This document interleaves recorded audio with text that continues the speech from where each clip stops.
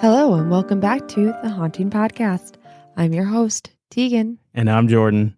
So today we're going back to the States. We're doing New Orleans. Yay, back to the States, yay. So we're going to start off with one of the most haunted places of all, New Orleans, Louisiana. Ooh, there's a lot of shit that goes down there. There really is. It's really hard to actually keep track of everything that goes on down there. I hear wild stories all the time. Well, I'm going to tell you about the St. Louis Cemetery, number 1 in New Orleans. It was built in the neoclassical architectural style. It's notable for its above ground burials, its historic tombs. The cemetery's got a lot of tourists, actually, which I find kind of odd. I mean, I would still go. I'd be one of the tourists. I've done a few cemetery walks. I've done a couple in Paris, and I do them, and yet I still find it odd that people just go to visit people's graves. If I'm in my grave, at least people visited. I'd be like, oh, thanks, come again. I mean, mind you, I'm including myself in these people. I find myself odd for wanting to just visit people's graves, but I enjoy it. So the cemetery has over 700 different tombs and houses over 100,000 bodies. Again, not that it just sounds so weird reading about it as opposed to like visiting it.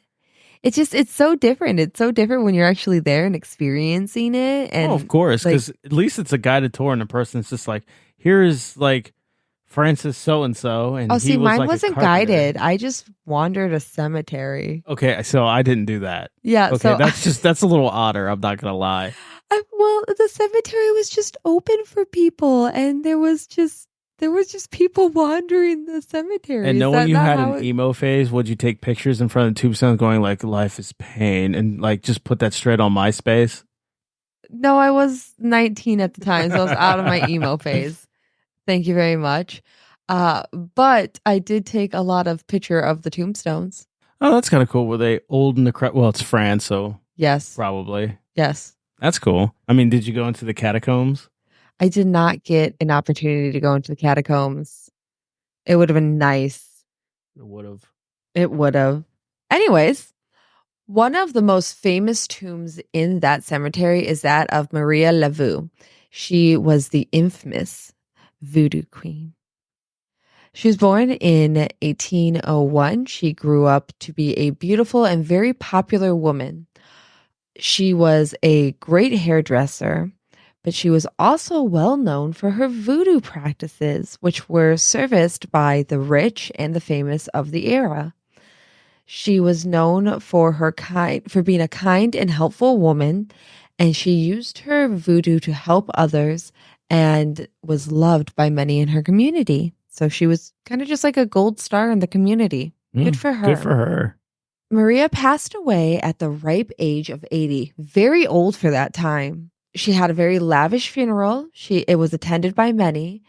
But however, shortly after her death, many began to claim to see her around town and at the cemetery until this day. It is said that if you see the tomb, you can still spot the 3 X's. These are said to be left by those who are in need of Laveau's help. Legend says that if you place an X on her tomb, turn around 3 times, knock on the tomb, and yell out your wish, that she will grant it. If your wish is granted, you are to come back, circle the X, and place an offering at the foot of her tomb to give thanks. Oh, I might have to try that. I know, me too. I have a couple of things to ask for. Yeah, me too. Even though she was known to be a kind woman in life, in death, some say she changed. Guests at the cemetery who have voiced their disbelief of her practices and religion have been reportedly pushed, scratched, and thrown to the ground by the voodoo queen's tomb. Others have cited her walking around the cemetery before vanishing into the air. Another ghost that's spotted in the cemetery is that of Alphonse, who is known to have spooked those who have dared to visit the cemetery. Not much is known about his life before his passing. since much of his life was unrecorded. But the fame he didn't have in life was gained after his death.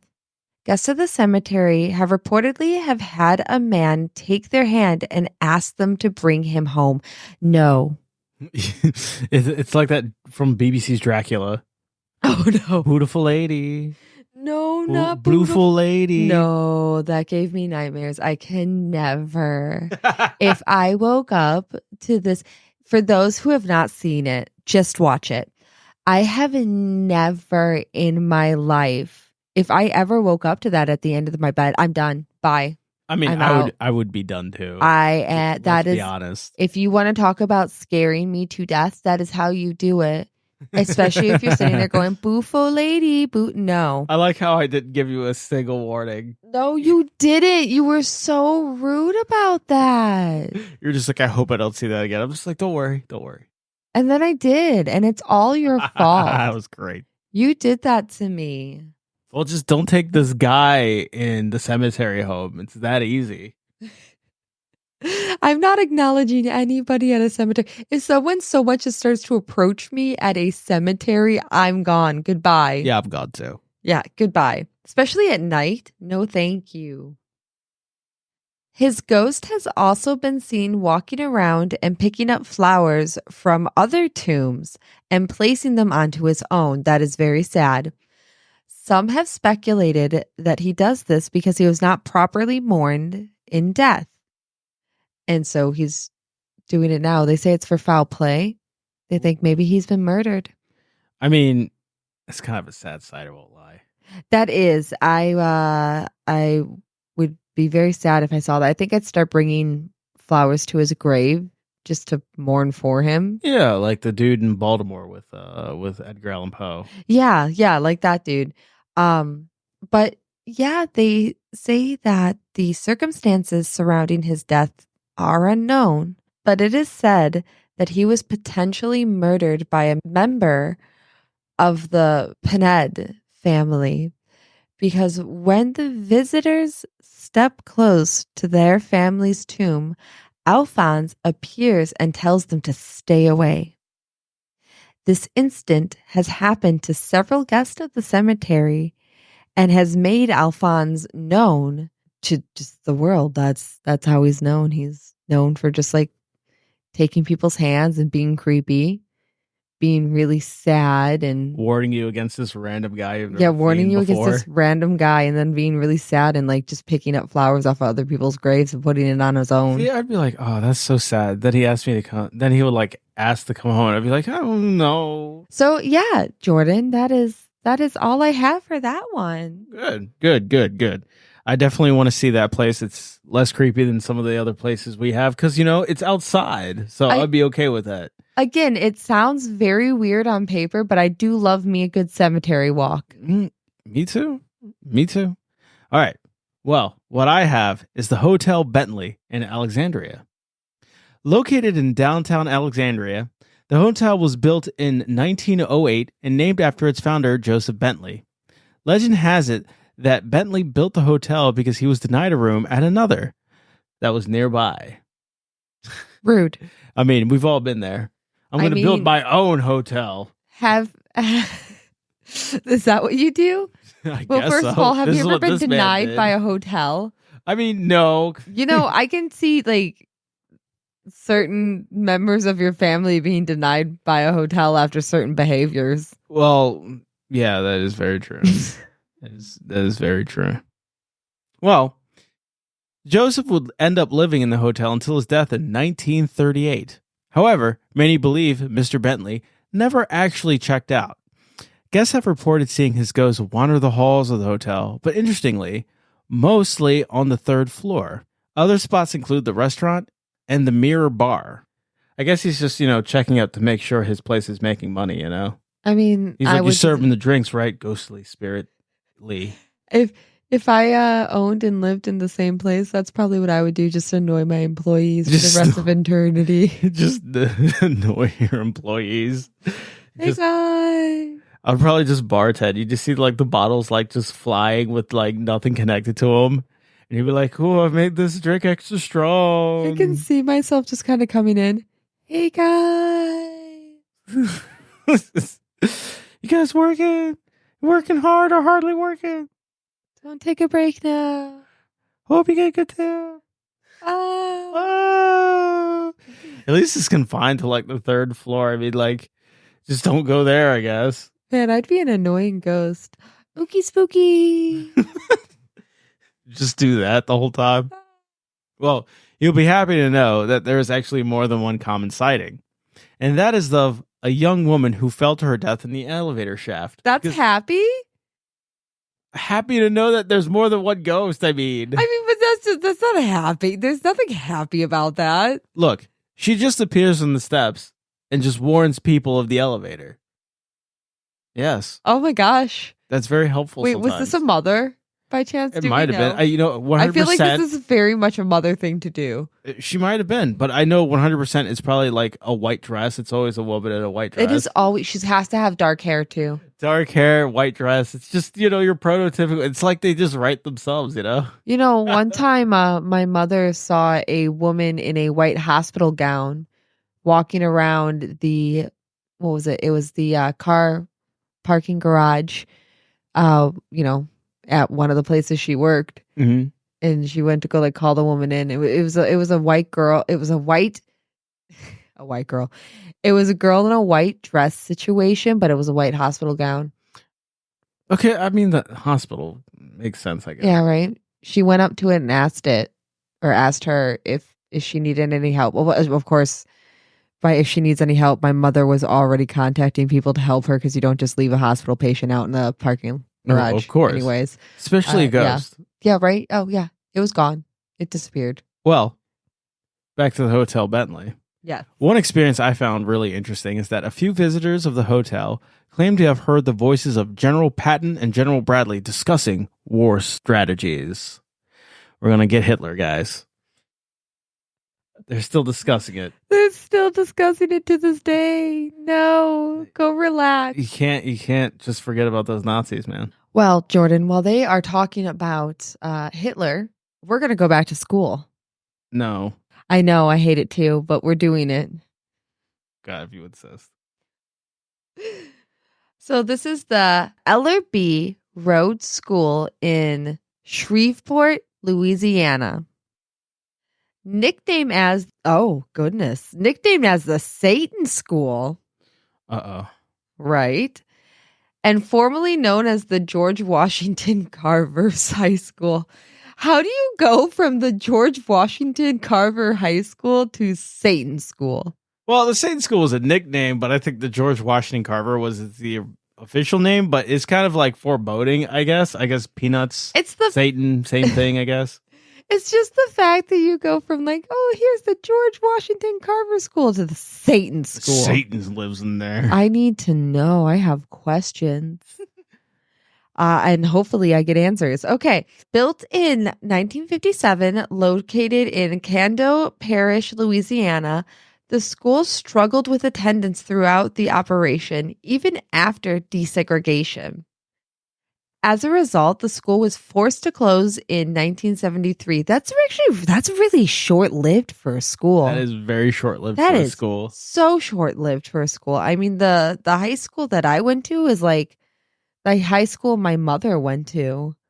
And I still feel like that's fairly new. No, I get it. However, it briefly opened its doors once again in 1981 to become a Baptist Christian college, but that only lasted 4 years. Satan School. I know. Satan School, Christian Catholic School. Satan School. And you know what? It's the fact that it only lasted you have one graduating class. I mean, I guess if you are, Satan School. Could you imagine, though? Could you imagine being I can't imagine being at Satan School now. Could you imagine, though, being the only graduating class? Saying you could say that you were the only class to graduate from this college. At least that makes reunions easy to organize. Unless There's everyone's only certain people to contact. I mean, unless everyone's I'm not reliving the trauma of Satan School. Satan School. It didn't take long for rumors to spread about the hauntings in the building. According to locals, one possible rumor was that a janitor was molesting children and students eventually went missing. The school board knew what was going on but chose to stay quiet in order to keep it in the down low. The janitor eventually took some children into the gym and set it on fire. The smoke marks are still visible on the building. What the fuck? Satan School. That literally, what the?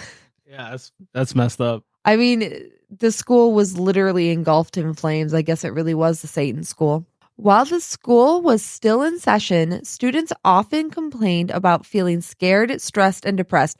Who isn't when they're in school? I had a good time. I was stressed. I was all of this. I was scared. I was stressed. I was depressed. I was not stressed because I just didn't do the homework.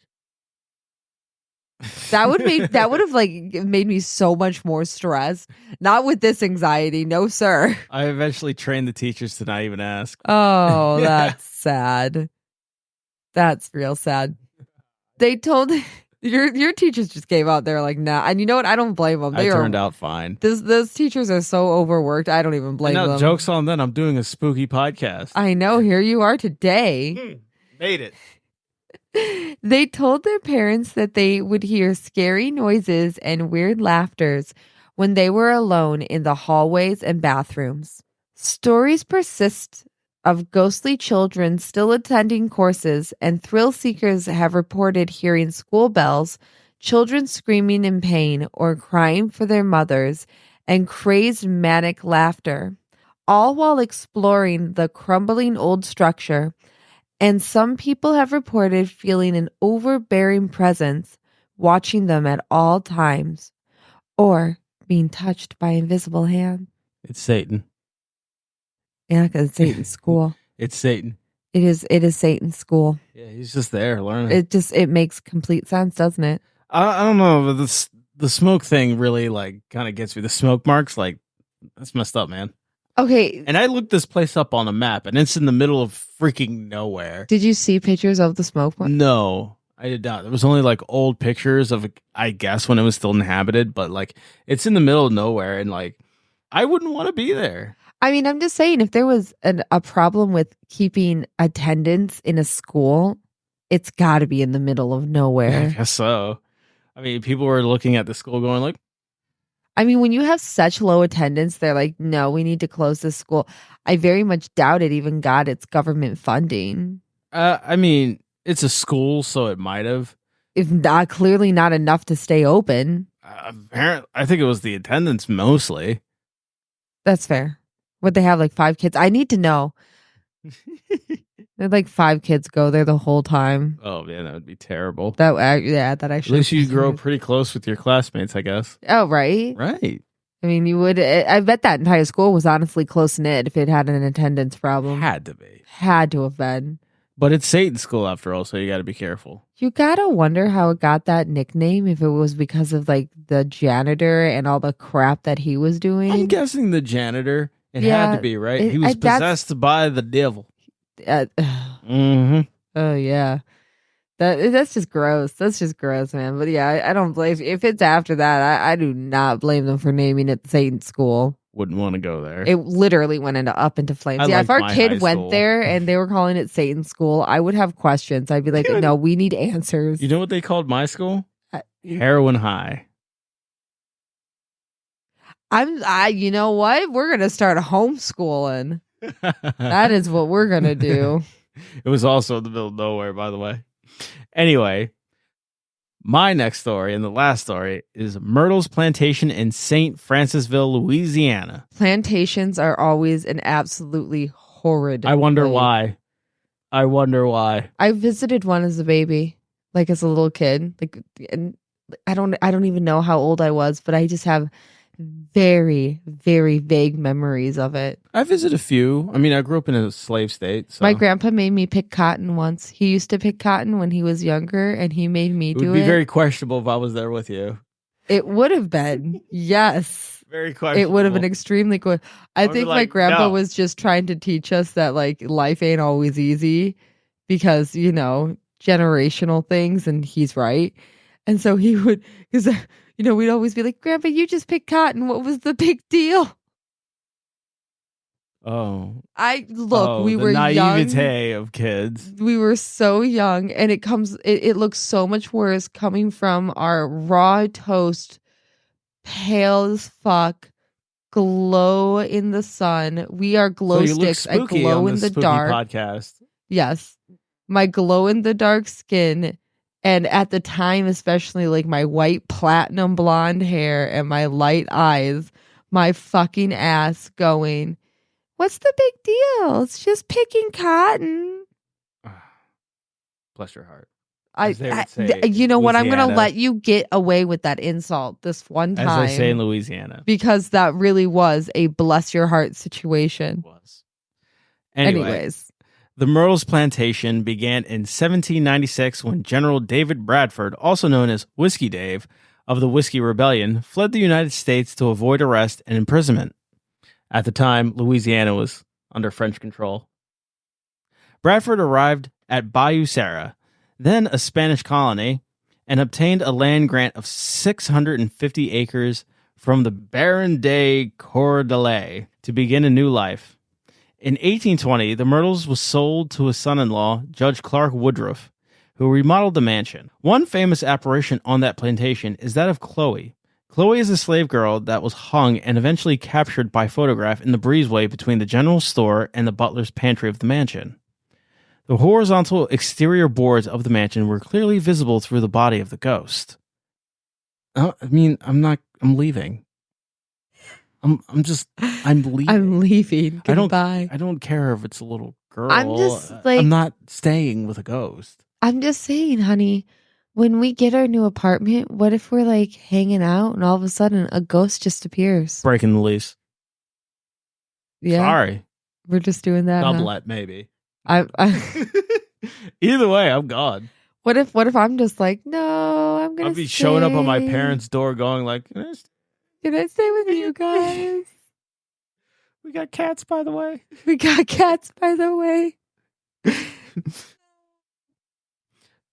A man named Norman Benoit, a patent researchist, visited the Myrtle's plantation in May of 1955 and requested permission to research the postcard. After enlarging the postcard and doing a shadow density procedure, Mr. Benoit discovered that all of the physical measurements of the apparition were of that of human dimensions and proportions. The circumstances of the head, the length of the shoulder to the elbow, and the length of the elbow to the wrist were all indicative of a human, because the plantation went ahead and made that picture a postcard. People visited after seeing that postcard. They saw that as a tourist attraction. No. They got it authenticated. It's morbid in a way. Yeah. It's essentially being like, hey, slaves in life, slaves in death. Yeah. I know, right? It's so rude. This came about after some suggestions from the National Geographic filming crew who were filming at the plantation at the time. The photo was then, after their suggestion, aptly named the Chloe postcard. Well, at least they named it the Chloe postcard, I guess. They named it after her, yeah. Yeah, some recognition after death. I guess. I don't know. There's this one something seems so wrong about that. It does. It really does. Here's the postcard of one of our old plantation slaves. Yeah, let's use that to market off of. I'm not very nostalgic for Southern antebellum. Yeah, I don't really blame you. I gotta tell you, I'm really not either. I'm not either. We do have that rule that you will never travel to Mississippi with me. For good reason. All right, guys. With that, we're going to wrap it up for the night. Well, we hope you guys have a good, safe night. And goodbye. Have a spooky night, guys. This has been the Haunting Podcast. Do you have an idea for an episode or just want to leave a comment and say hi? Visit our website at thehauntingpodcast.com for this, show notes, and other extras. Thank you for listening and have a good night.